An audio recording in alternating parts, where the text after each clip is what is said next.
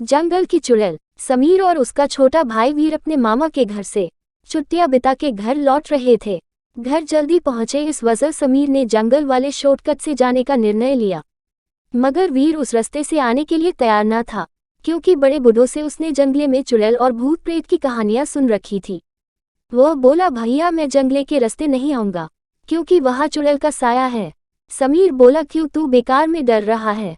तेरा बड़ा भाई है ना तेरे साथ, और ये भूत प्रेत चुड़ैल कुछ नहीं होता, सिर्फ मन घड़न कहानियां होती है। और फिर हमें घर जल्दी भी तो पहुंचेंगे। किसी तरह समझा बूझा कि समीर ने उसे मना लिया और कार पक्की सड़क छोड़ के जंगल के रास्ते मोड़ ली। तकरीबन 10 मिनट गाड़ी चलाते रहने के बाद उन्हें एक झोपड़ी दिखाई दी, जिसके आंगन में एक बुढ़िया झाड़ू लगा रही थी। समीर बोला, देख, छोटे जंगल में कोई रहता भी है। वीर बोला, भाई पक्का इंसान ही है ना, या फिर कोई चुड़ैल? समीर बोला, फट्टू साले, तू कहीं ले जाने के लायक नहीं है, तू सो जा। इतना बोल के समीर उस पे हंसने लगा।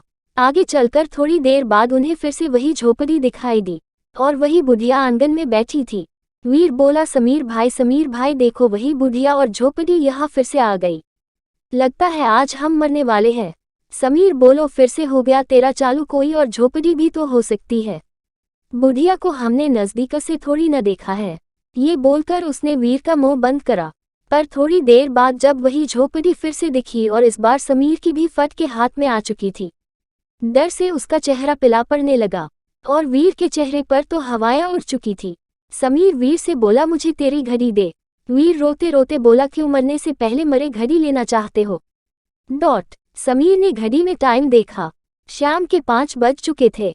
उसने वह घड़ी तार से उस झोपड़ी के नजदीक रास्ते में एक जगह ही गिरा दी, और गाड़ी तेजी से भगाई। थोड़ी देर बाद उन्हें वह झोपड़ी वापस दिखी, पर इस बार बुढ़िया वहां नहीं थी।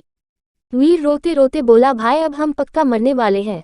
समीर कुछ नहीं बोला। झोपड़ी के नजदीक पहुंचकर उसी जगह उसने गाड़ी रोक दी, तो उसे वीर की घड़ी वहीं पड़ी मिली। उसमें समय हुआ था 5:10। समीर समझ गया था कि वह किसी छलावे के फंदे में फंस गए हैं। उसने वीर को घड़ी दी, उसने रोते रोते वह पहन ली। समीर ने उससे कहा कि तू गाड़ी में ही रुक, मैं उस भूतनी से मिलकर आता हूँ, और झोपड़ी की ओर चल दिया। वीर चिल्ला रहा था, भैया वहां मत जाओ, वो चुड़ैल है, चुड़ैल। फिर अचानक वीर के गाल पर एक चमाट पड़ा और आवाज आई, घर आए गया छोटे, उठ जा। और वीर आंख मलते हुए उठा तो गाड़ी घर के आंगन खड़ी में थी, और समीर कार से सामान निकाल रहा था। और जब वीर ने घड़ी में समय देखा तो 5:10 हो रहे थे।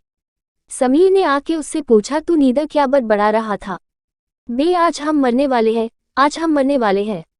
समीर की बात सुन के वीर खुद पे ही हंसने लगा।